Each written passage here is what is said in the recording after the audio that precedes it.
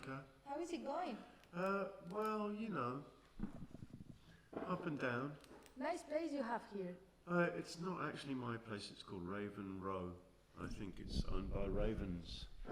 And it's on Artillery, is it called Artillery Lane?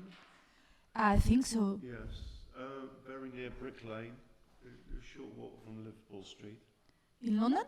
In London, you know it's in London, you're in London. You know that you're in London. Yeah. Okay. London in England, you know. Yeah. That London. For the moment. Yes, Yeah. for the moment, Great. yes. And we're Unpredictable Radio, so thank you for watching, whoever's out there watching and listening. Although it's radio, you can see us as well, of course. So it's a very special kind of radio. And we're half an hour late, we'd like to apologise for that. But we've got some very interesting things going on, including some live free improvisation by Alan Wilkinson, by myself, and some discussions. We're going to play you some records, some interviews. We're going to interview Terry Day. Yay! And Blanca is going to interview Gina Southgate, the painter. You can see one of her paintings behind me, which was done just last night, wasn't it, Gina? Yes. I believe. Yes. Good. So Gina is there, but she will be here. Yes, she will. That's very true. Soon, and she's there too. Yeah. She's all over the place. Yay! And just to explain, Unpredictable Series is something. Is that you and me and Pierre, Bouvier, Patron? I believe it is. Yeah, and also various other people. the more the merrier. And we do shows, all sorts of shows. And we've got a delay on our little speaker now, which is super confusing me. So yes, let's lose the speaker. Yeah. Yes, we do shows at Cafe Otto, at Eclectic, at various places.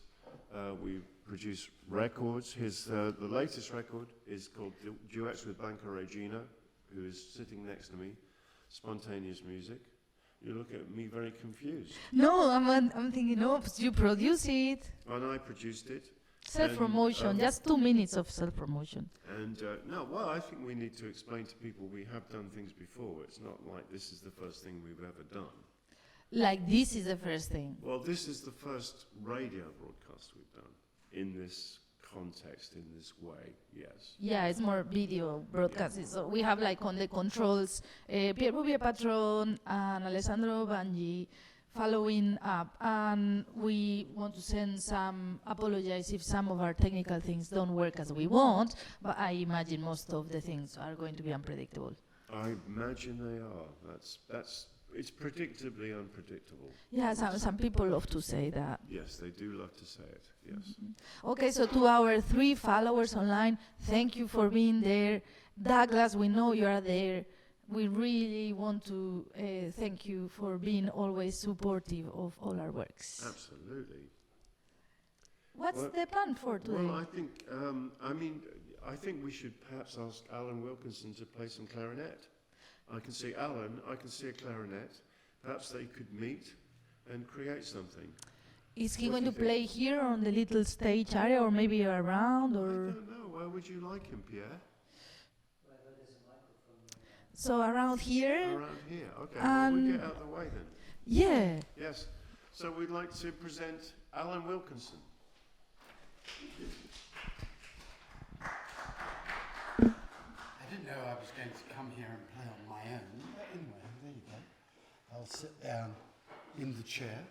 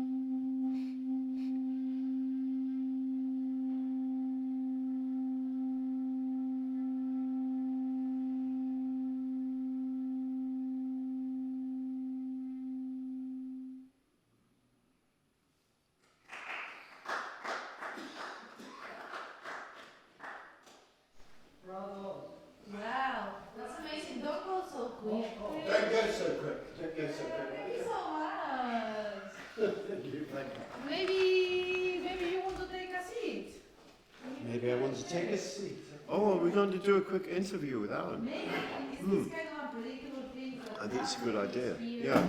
Yeah.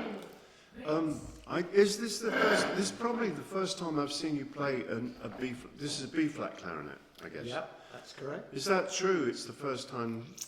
It's it's something that I don't bring out on gigs very often. That's right. Yeah. And it's something that I work on in private, and I really enjoy playing it. But I just thought it seemed probably the most appropriate instrument to bring down, because saxophones can be a bit loud, and in an environment like this it would be quite different if I was playing. I think it was a perfect choice. Yeah.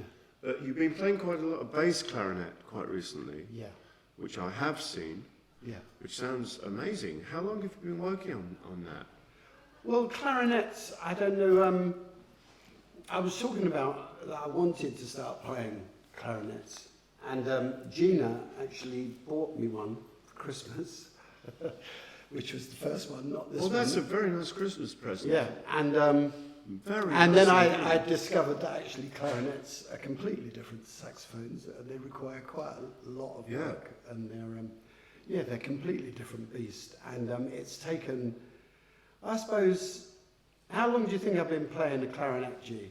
I can't remember. Probably about 6-7 years. something like that. And it's a work in progress. Did you start on alto saxophone? Was that your first one? Yeah. And you're known for that, and your baritone Baritone as well. Yeah. Yeah. And when's your next gig?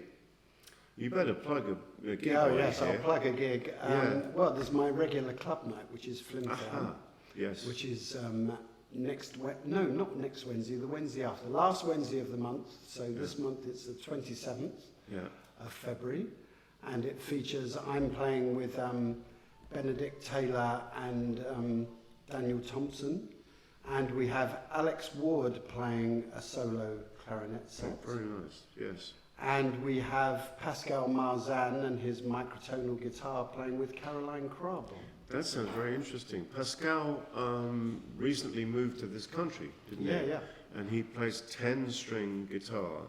Is it which 10? Yeah. It's 10 strings, because I talked to him about this bit. And how many tones does he have in an octave?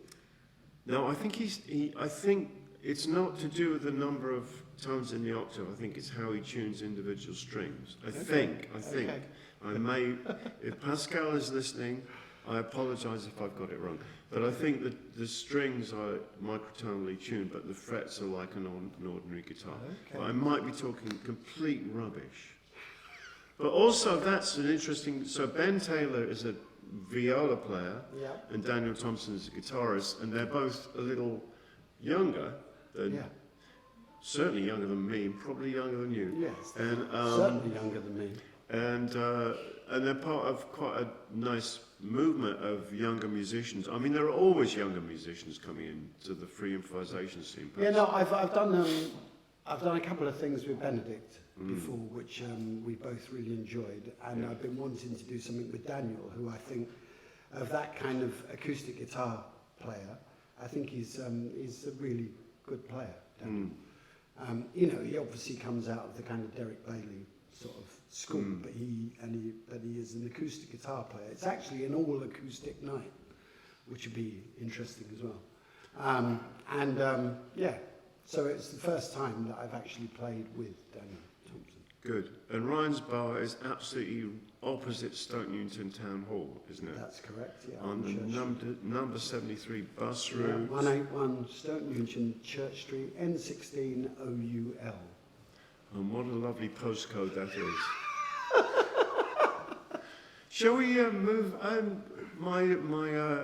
Yes, director. Are you a director? Do they call them directors in radio? I think they call them producers. But who knows what this is? I don't know if this is really radio.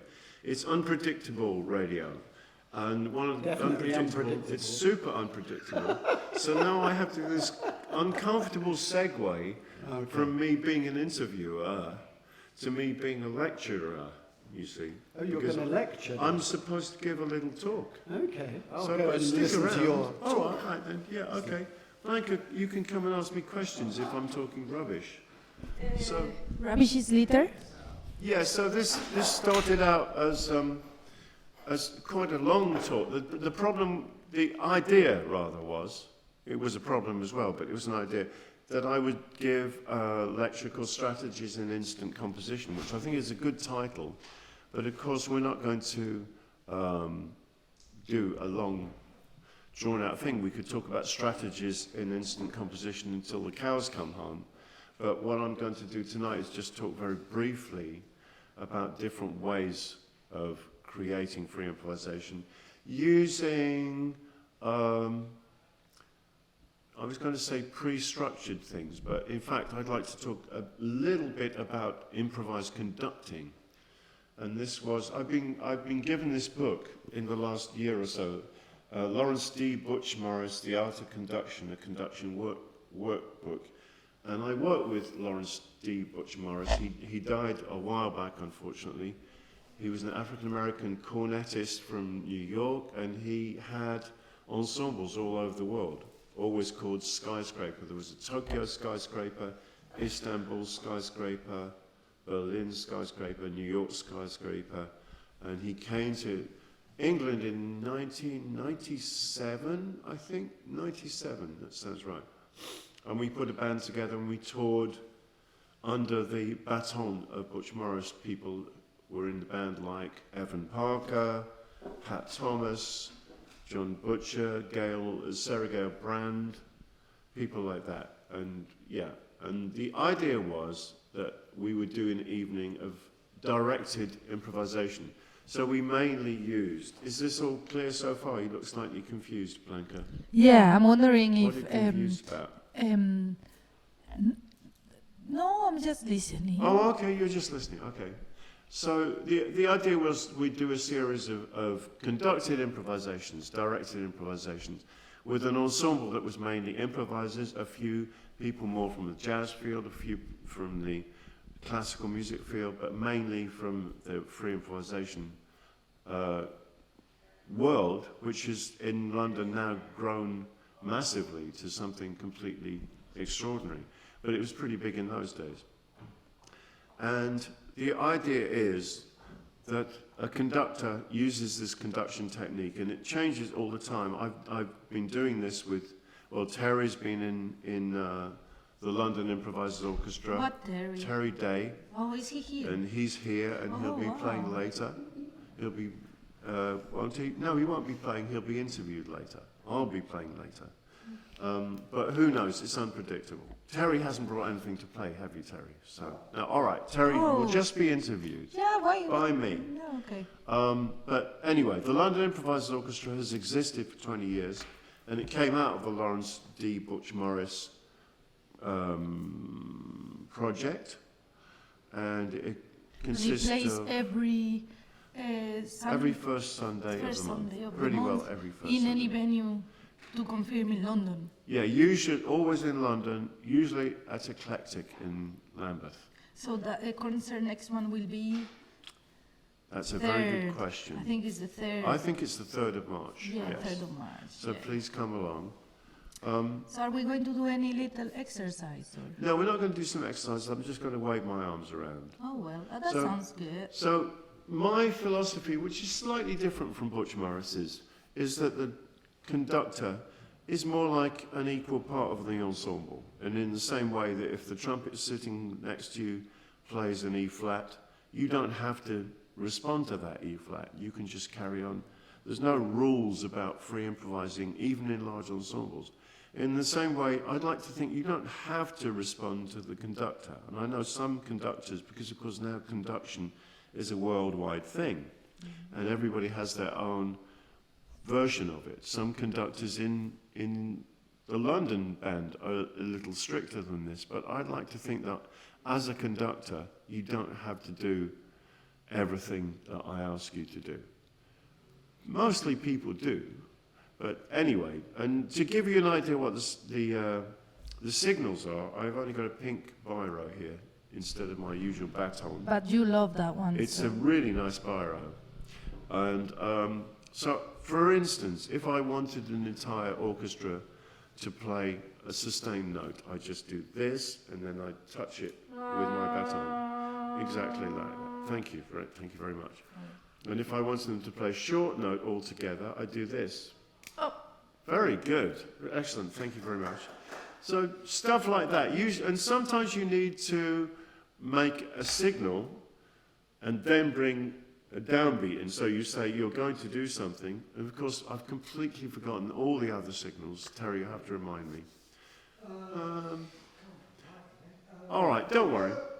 Oh, yeah, that's Maybe what, it's the yes. moment to bring in Terry Day, so he can help you to do the movements. Well, Yeah. Terry, Yeah, maybe I'm bringing him. This is unpredictable. it's very Okay, I'm unpredictable. bringing in Terry Day.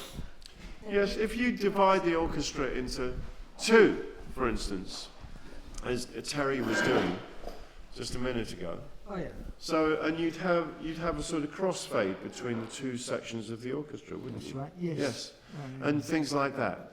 And Silence, quiet. yeah, You've got make different something ones, haven't quieter. you? Yeah, carry Loop, on. Loop, That means no, that Oh, doesn't mean loop. That continue. means carry on. carry on. Some of those signals are Yeah. just everyday things. That's right. So there's Butch Morris's technique, and then now I'm going to move on to John Stevens very quickly, All right. who you knew very well, and I knew Yes. a little bit.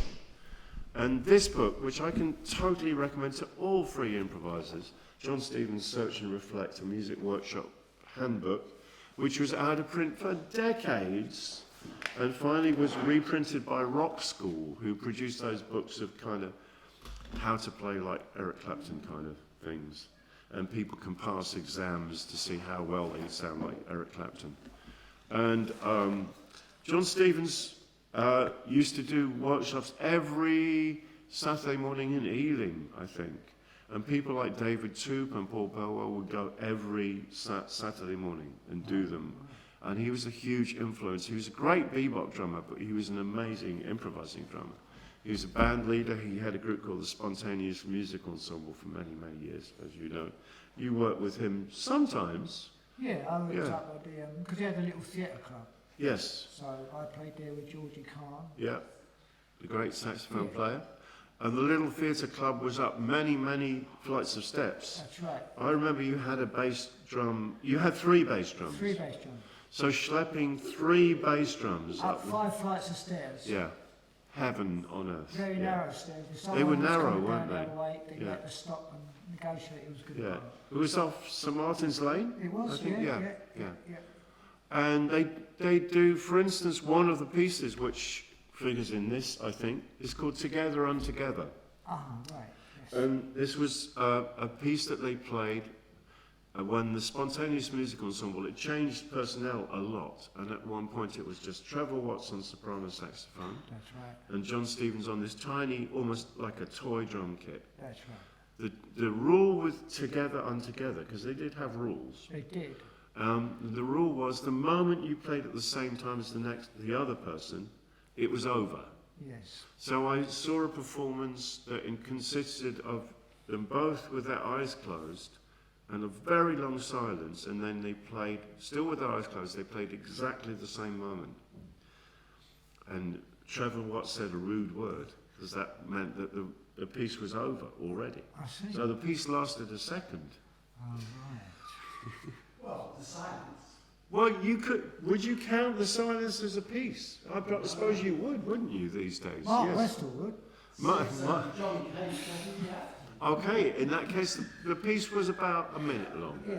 Okay. So there are pieces like that, but very simple pieces. The sustain piece, where you have an ensemble in a circle, and you just play on your out breath. If you're playing a short, like a snare drum or something, you play a roll. You play something that lasts the length of an out breath. And that's really all the piece is. But in fact, it can produce amazing results. So to compare Butch Morris and John Stevens, who I think probably never met each other, is my guess.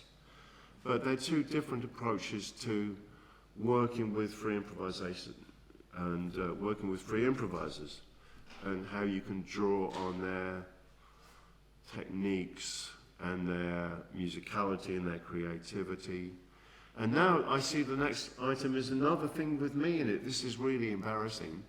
Oh, Blanca has a different idea.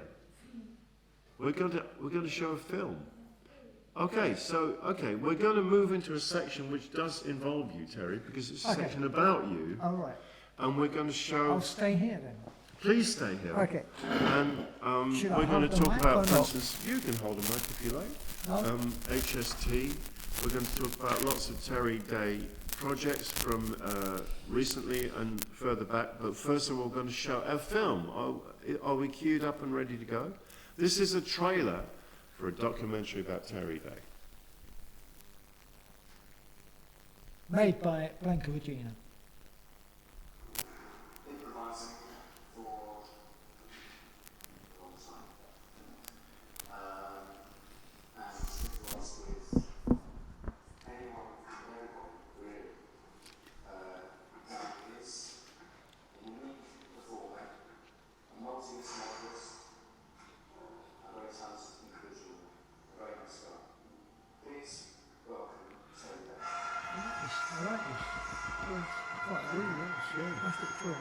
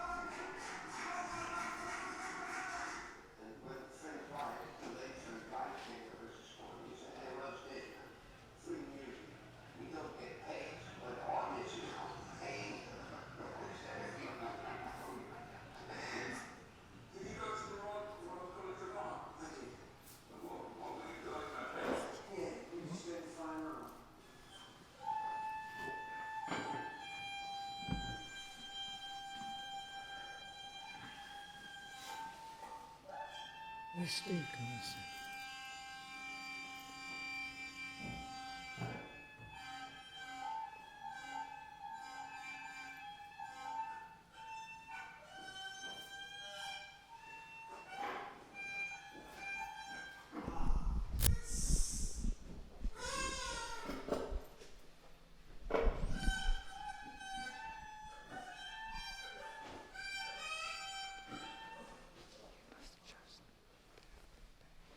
Wow, Terry, how many things do you play?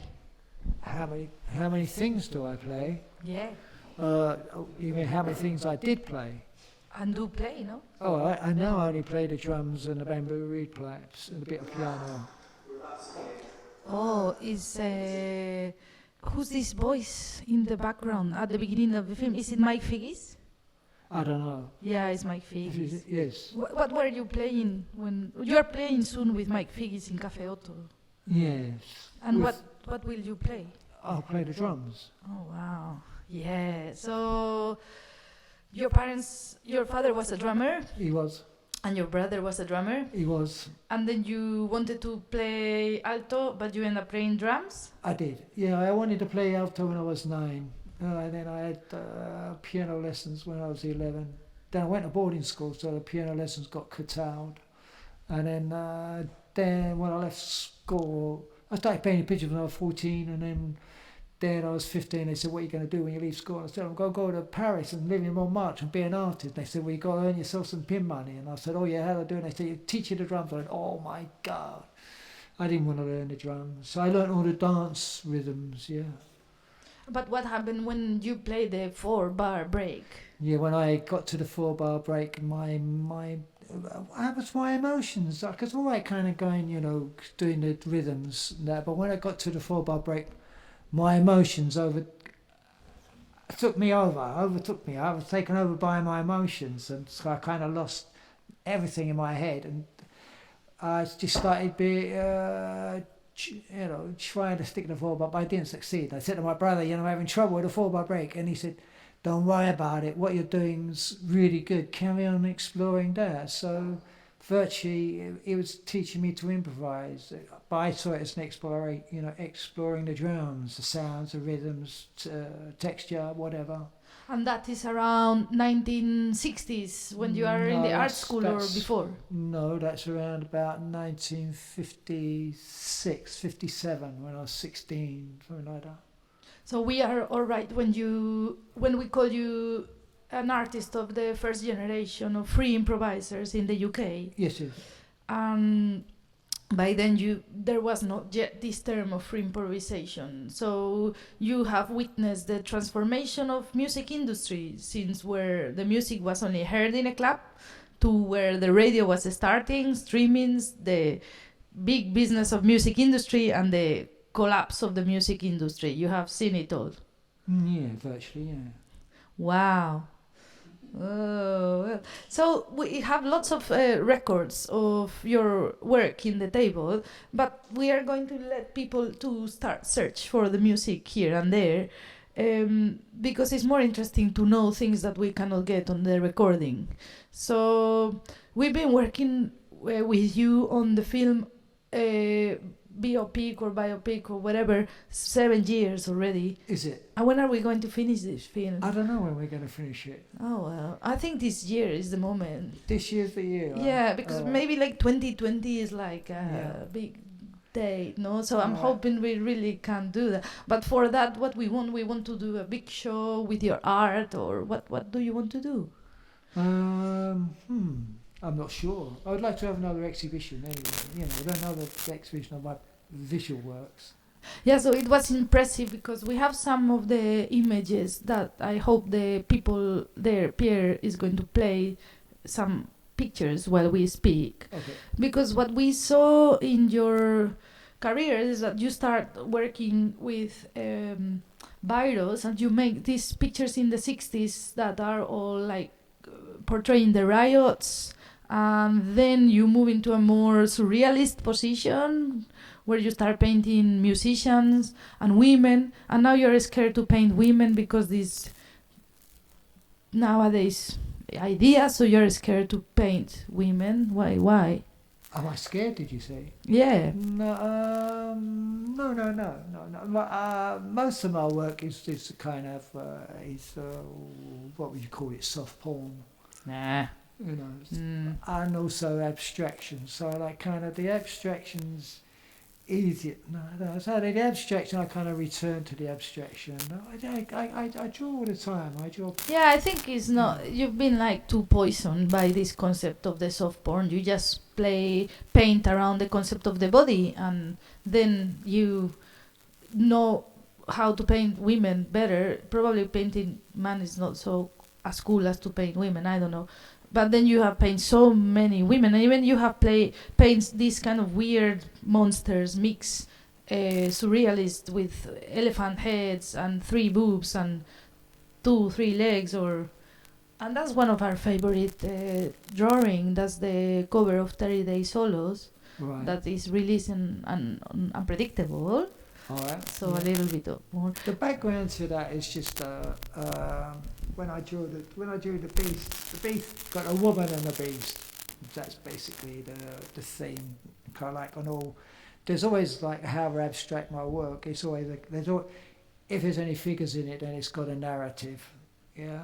So and it kind of would relate to kind of all my my history of art background. The great thing about history of art is that if I didn't do a history of art, then I'd be I'd be a yobbo to this day. But going and doing history of art was educated me. So, did you connect with Van Gogh a lot, for example, as a painter? Yeah, or? no, I did. I connected with Van Gogh, Cézanne, Degas, and Renoir, and another one. I can't think. It was a 5, but they were the Van Gogh, Cézanne, Renoir, and Degas. Yeah.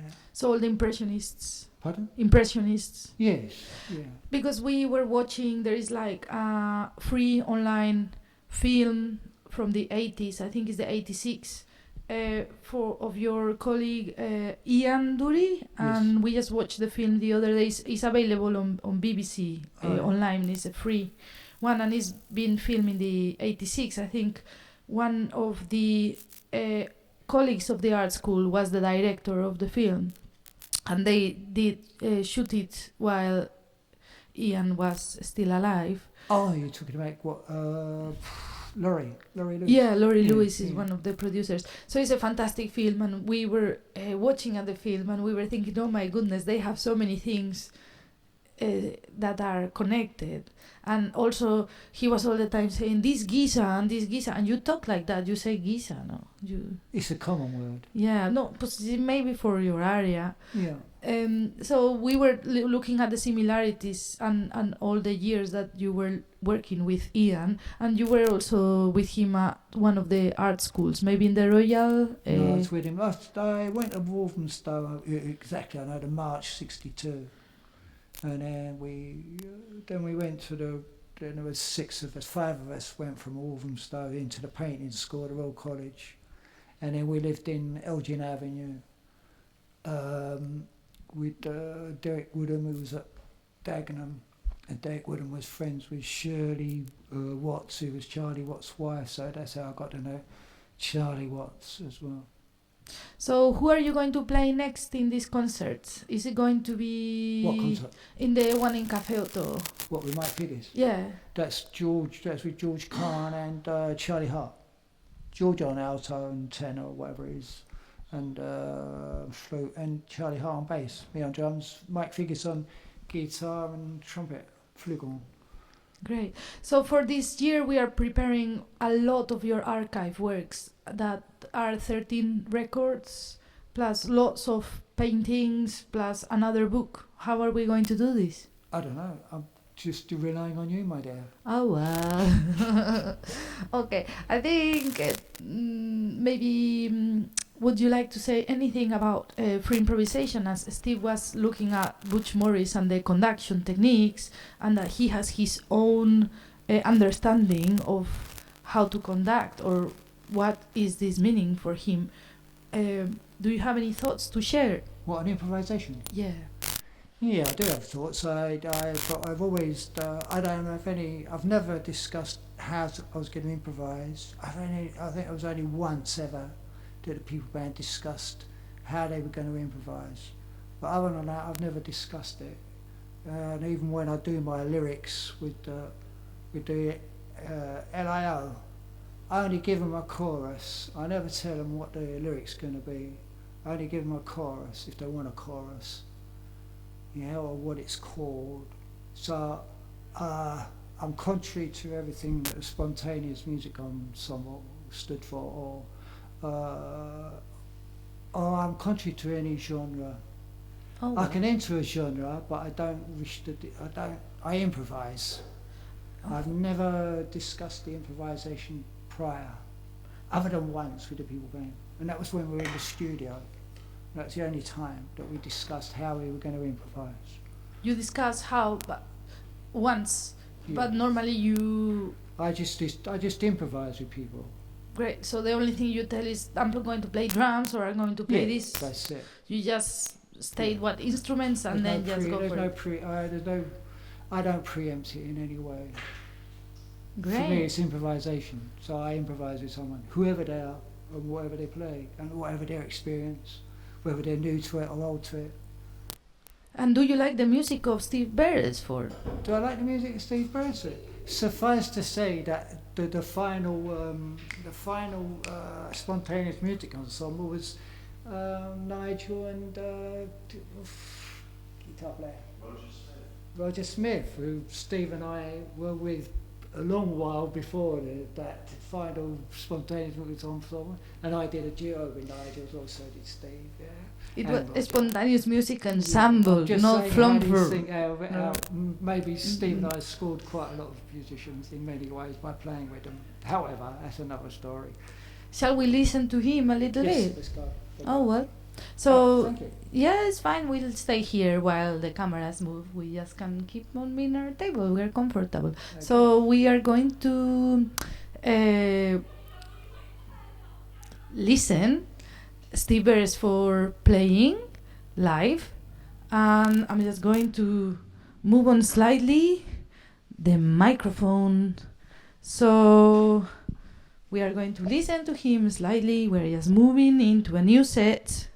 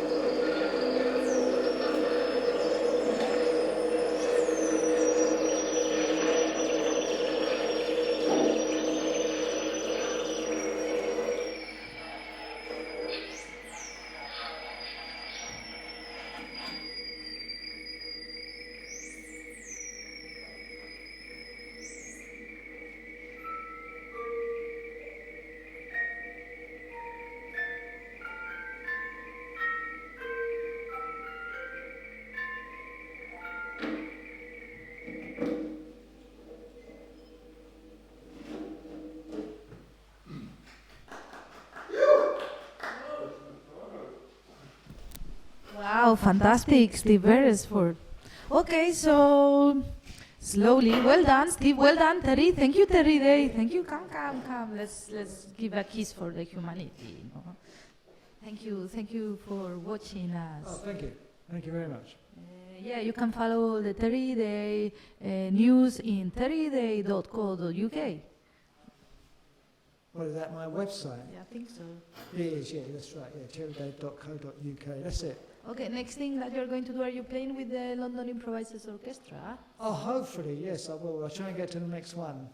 Or maybe we are out of focus, it doesn't matter. Oh, doesn't matter. Okay, thank I you. like to be out of focus. Great, so who's next? Oh, wow. Who is it? Do you see Gina? her? Yeah. All right. Oh, wow. Let's bring her in. Have a Let's touch. bring her in. Let's bring her in.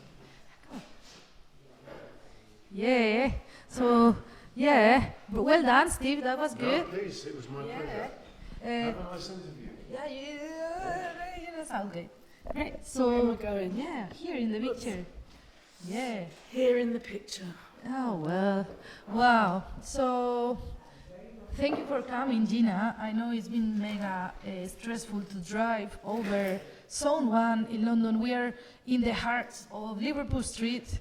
This is impossible to access via car. Yeah. And you brought these magnific paintings that we've been watching, that they are actually our stage for this first radio program, our stage designed by Gina Southgate. And tell us a little bit about these paintings, and we're going to introduce to all our friends that are watching the streaming and the future viewers your work and who are you and why we love you so much. So we are here with Gina Southgate, and she's one of the unique artists that comes to all these concerts, also jazz music, and paints musicians live. So I remember I saw the concerts all in dark, and there is a spotlight just for your easel and your canvas, and you're doing this painting. So maybe you Yeah. can tell us more about it. So I quite like to work in the dark, and I quite like to not be too lit. I quite like the surprise of what comes out in the daylight. The colours are usually more vibrant than I see them when I paint them. What shall I say about it? So I paint live at gigs. I've painted live at gigs for 30 years, and I started off as a silversmith metalworker. My degree at Camberwell Art School was in silversmithing and metalwork, which if anyone knows, if anyone's made anything metal, it's a really, really slow process. So what I do now is a complete backlash to that. It's like an instantaneous, live, in the moment response to the music that's playing in front of me. And I guess I started out as a metalworker by drawing instruments. I went to lots of jazz gigs and I loved the way that the instruments looked, so I started to draw the form of the instrument and then translate that into my metalwork. But you also do all these amazing other things, lampshades, landscapes. You produce like so much. I do. Most of what I produce now is quite fast, and I recently did an exhibition in the car park, Freeze Fringe, in a car park in behind John Lewis in Cavendish Square, and I made an installation for that, and it involved 3 large abstract paintings, but then I used lots of other bits and pieces like lampshades, like plastic plumbers' poles, like objects that I found. I collect things. I've got this whole collection of trays that are plain kind of Formica 1950s, 60s trays, and I use those in the installation. So I like a thing, I like an object. I like to put an object together with another object. And I think that I'm going more into that. I've been doing a bit of work with this curator, Vangi, who curated the Freeze car park exhibition, and I've just made some miniatures, and the next thing I'm going to do is a miniature that's going to go to the Venice Biennale, to the Fringe Venice Biennale, which is really exciting. So these are like in this instance, it's the exhibition that comes first, and then that just kind of triggers the idea, and then I can make something specific. So it's like site-specific pieces for various exhibitions. But these canvas that you just brought to the set today, I think they are like 2 meters wide by how long? Almost 2 meters. They're 5 foot by 2'6" in old measurements. And canvas is still sold in this country in old measurements, which is interesting, and framing.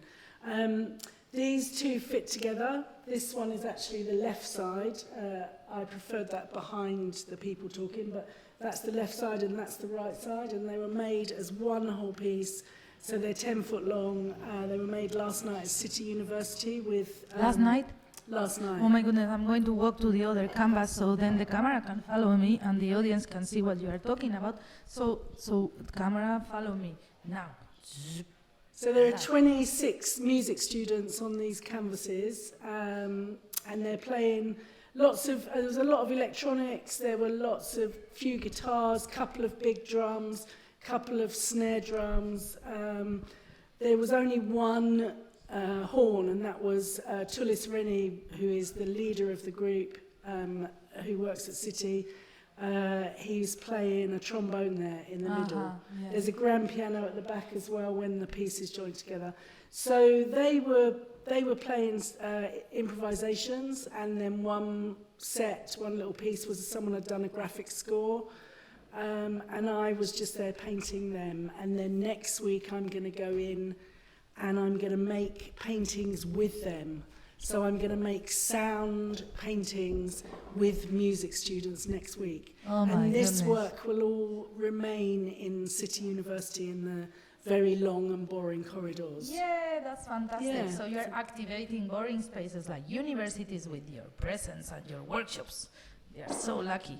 So yeah, we're also so lucky because you've been also like, every time we do like an unpredictable festival, Gina, can you come to paint? And you bring these magnificent trolleys full of like the granny trolley with all the paintings. And I remember last year you did the workshop and many people like came in with a face and came out with another face. So it's also like therapy, no? Somehow. I think it's there's very little creative stuff going on for people, hands dirty creative stuff these days. I think in schools, even if you do art in school, you mostly look at other artists and you copy other artists. And I think what people are very good at saying, even young children, they're very good at saying, oh, I can't do it, oh, I can't draw, oh, I can't paint, I can't... And I think that what I love to do with a workshop is I like to just break that down, because I'm not necessarily a brilliant representational artist. I like material, and I like to just keep layering things up and working with different materials. I mean, with these pieces, I did try to be a bit more experimental. Often now, I go out and work with a jazz group, and I paint an image of someone playing a double bass, playing the drums, and playing a saxophone. So it's like a jazz trio. Is a lot of my imagery is kind of more representational than necessarily I would like. So this is the kind of area that I really like to work in, where I've been given a free hand to make whatever imagery I want based on the things, all my kind of information that I have about my materials and techniques. But you are also a sound artist, or as maybe now John Cage will say, a musician, and maybe not now because he's not here anymore, but depending on what definition of music you choose, maybe we fit in that category. And I remember how my colleague, Spanish artist Marta, was saying, I love to play with Gina Southgate. So every time she comes to London, she's trying to find you to play. Yeah. What do you play? We've done a couple of gigs together, and I thought it was really successful, the gigs with Marta. Hi Marta, we send you lots Hi of Marta San Serrano, yeah. I like objects, as I say, I like objects, I like to put objects together, so that can be visually as well as sonically. And you know, if I'm doing something in the kitchen, I'll make noise with it. I like domestic objects. I like my materials, I like the sound of art materials, so if you thrum a brush on a canvas, it makes a really lovely sound.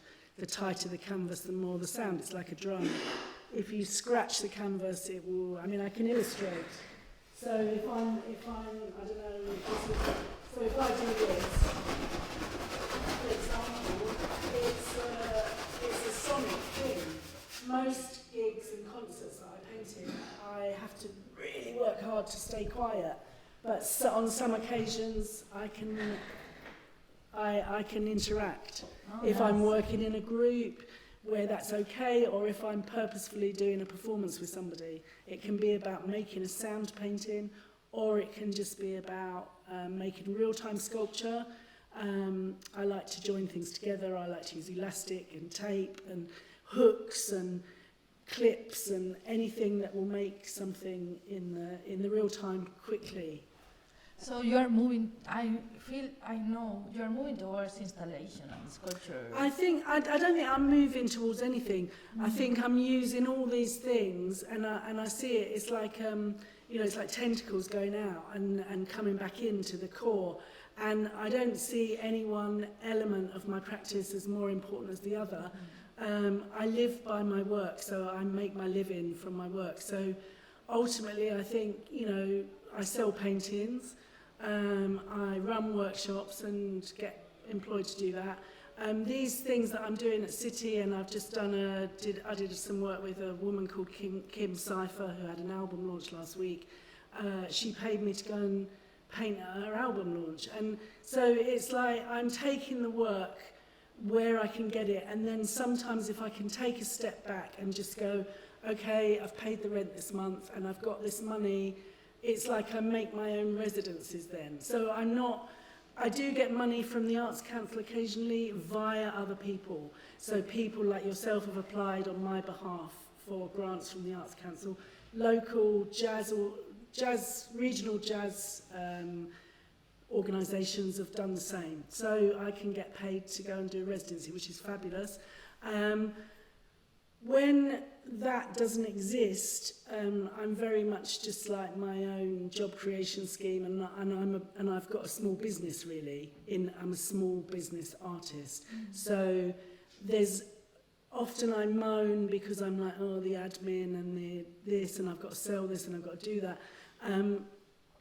But if there's been a bit of money, if there's been a painting sold, then I can stop and think, okay, well, I can just like go to my studio this week and do whatever I like, And then I have to decide what I invest the money in. Wow, I'm like, where can we get your work? Maybe just going to your website and connecting you? You can come to my studio, which is in Stoke Newington, and by appointment, and you can find me on Facebook or on Instagram. You can also find me at my website, which is artistginasouthgate.weebly.com. But if you just Google me, I come up and you can get in touch with me. You can come and see me personally, or there are various things that you have everything, Instagram, Facebook. I do, but it's like I'm such a Luddite that it takes up all my life to just try and get little things out there, whereas other people are just zzz and bomb. Like Blanca is I think I'm getting worse by the time, considering it's just so complicated. We lose so much time. Yeah, I'd just like to say that Blanca and Unpredictable and Steve and Pierre, I've really enjoyed over the last few years working with them, because they bring me into an area that reminds me that I'm an improviser and not just a painter of other people's work. And that's what I really like. I like to know and keep being reminded that I have a practice that is related to, but it's not, I don't just go out and paint what other people do. So it's kind of good to keep all those things going, to keep me being an artist rather than just a jobbing painter. Yeah. So how will you, or what is the core of improvisation for you? Terry told us a little bit, Steve told us a little bit on connection. So what will be the if you have to define improvisation, how will you do it? So I define improvisation. I mean, there's the kit that you take out. So to go to paint at a gig, I have to take a kit out, and that has to be kind of right. But if I'm going to improvise at a gig, I can take anything out. So it's about the kit you choose. It's about you knowing what to do with it.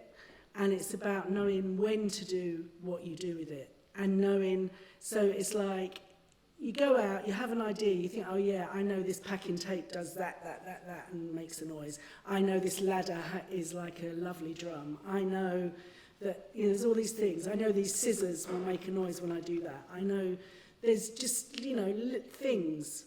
There are things, and depending on how much experience you have of those things, you know how much you can get out of them. And then there's the room that you're in that has a sound, or doesn't have a sound but has the makings of sound. And then there's the people that you're working with. So it's like up to you whether you start, whether you wait for them to start, whether you respond to them, whether you push them into responding to you. It's about knowing what and when to do something. And that can be in any material. Yeah, it's very valuable. Thank you, Gina. That's like, I'm like, wow. So what about we improvise a little bit for closing the program? We have Alan, we have Steve, and I am here to, there is Terry Day. I'm sure if I give him a balloon, he will improvise. And maybe he's the master of the balloon, and maybe you too if you get anything. Yeah, I don't have anything with me. I just purposefully didn't bring anything with me. That's good. We let you be. So what's the next place where we can watch you working? Like this big festival. There is like a big festival. Oh yeah, tomorrow, but it's sold out. Wow. I'm painting. I think about 9 acts on the main stage in Walthamstow Congress Hall. Is it? I'm not entirely sure. But some great improvisers will be there. There's John Russell, Evan Parker are on, Steve Noble, Thurston Moore. They're my team really, and then you've got people later on like Ginger Baker and Tony Allen is the headline act, which I think is not why it's sold out, but then there's a small stage, so there's a lot going on. There's about 18 things over the course of the day. And you are there like 18 hours. Oh my goodness. I'll be doing like 9 large-scale paintings probably. I don't know the next. I'm at City University next week. I just want to say that the City University Experimental Ensemble are doing a free concert at Eclectic on the 28th of March. And you can just go, but you need to get a ticket. And it would be really nice. I'll probably put the paintings there. It'd be really nice for people to support that. I've got an exhibition coming up in May in a gallery in the city, but with a group show, abstract work, completely abstract work. And I've got a miniature in Cumberland in a group show. The same group of people that are going to the Venice Biennale. So I've got lots of things, and there's probably more, and I can't think of them right now. But yeah, and there's always more in the making. I'd just like to say a little thing about the start of doing some live improv work, which was probably around the time that my first child was born. I've got 2 sons, with Alan Wilkinson, the clarinet player, and Alan and I used to do performances together, often at the Red Rose, at the Mopamozo, or Alan used to run a club called the Demolition Club, and it was born out of this feeling of not being able to be quiet anymore. And then I started to do quite a lot of performance around that time, and I stopped painting so much. And I did a tour with a group called Metaphor, which was Maggie Nichols, Mark Saunders and John Russell, that I got the Arts Council Improvised Music Touring Grant for, and we went around and did lots of great gigs. And then I did a group with WITS, which was Women's Improvising Trio, and Sylvia. And it was me, Ashley Marsh, Viv Corringham, and Sophia Licouris, who is a dancer who seems to have disappeared off the planet. And last year, one of our gigs was put out live by Clive Graham on Paradigm Records. And last year, this Brazilian film company got in touch with Clive and asked if they could use this track of us live at Deptford Art House, which to me is just hysterical because it's 20 years ago. It was like this one-off odd gig, and then now it's being used in this documentary in Brazil. So it's just a kind of little. What's the name of the documentary? Circle. You not remember? No, I've got it written down in my book over there, but I don't remember. Yeah, so We'll put a note later on our website of the program of today with the links of everybody that participated and that extra information. So thank you so much, Gina Southgate. Thank you. Thank you, Blanca. Thank you. Okay, so we are closing with a bit of improvisation with whoever joins this space. Maybe it's the Beresford, maybe we are moving into a closure. Doop doop doop.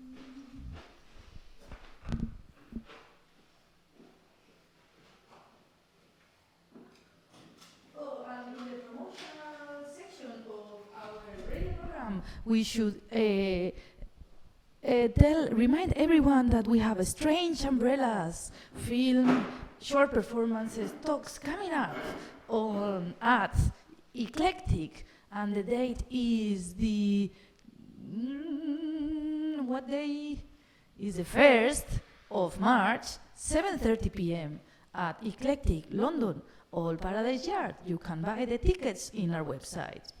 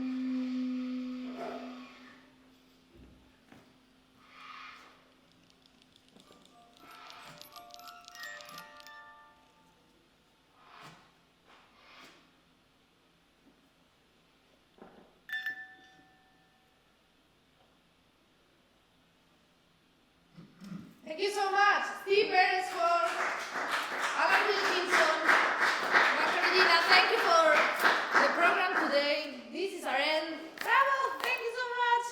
See you in the next one. Pierre Bouvier on the control, Allesandro Vangi on the control, our fantastic guest, Gina Southgate and Terry Day. Thank you, thank you. Next one is the 15th of March. Somewhere online. Find us.